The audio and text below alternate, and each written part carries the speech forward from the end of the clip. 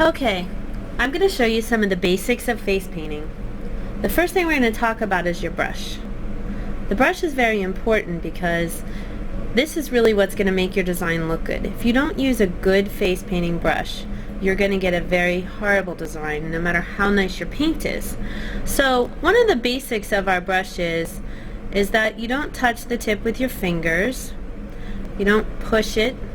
When you're cleaning it, when you're cleaning color off of it, you stick it in the cup, but you don't jab it down on the bottom. You keep it in the middle and you just swish it back and forth, and you can roll it on paper.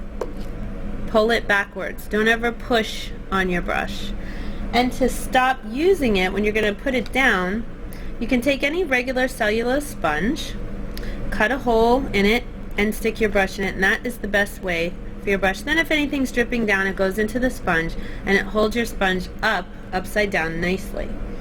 The first thing I'm going to show you how to do is to do some basic swirl and line designs just to get used to using your brush and how it works. Basically, you're going to take water and swirl it around. I like to use Wolf Brother paints. All these paints and brushes are available on the Party Characters website. It's partycharacters.com. And I like to just take this paint because it works so well. You can get all different kinds of consistencies and it lasts forever. One of these just lasts forever. So I'm going to get a pretty good consistency, get it pretty thick on my brush. And then I'm going to start with my swirl. So I'm going to start from thin to thick. Now to get a thin line, you want your brush straight up and down. To get a thicker line, you want to lay your brush down flat. So I'm going to start from here and I'm going to lay my brush down, make it thicker, go around and pull it up. See, I might have got this just a little too thick, so you can always pull it out. You can always correct your mistakes with painting. It's so nice. So let's try that again. I'm going to go from thin to thick and pull around.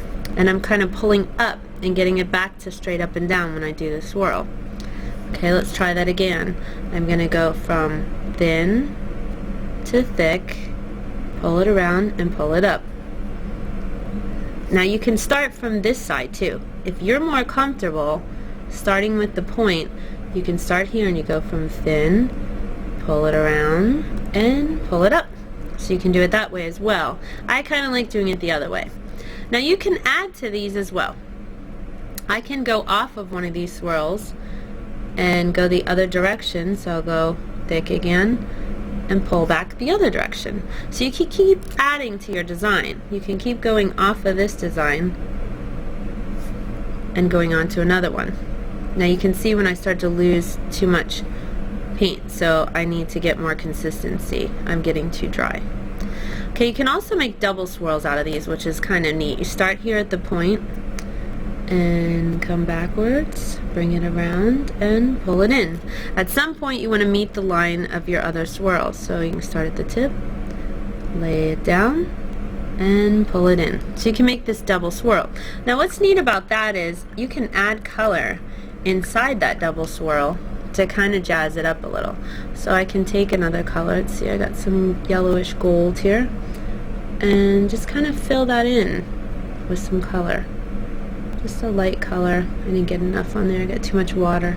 You can tell when you have too much water. You really got to get used to the consistencies of your paint. And there I have a colored swirl. Okay, and you can also add another favorite thing that I like to add, and if you see anything missing in the design and you feel like it just needs a little bit more,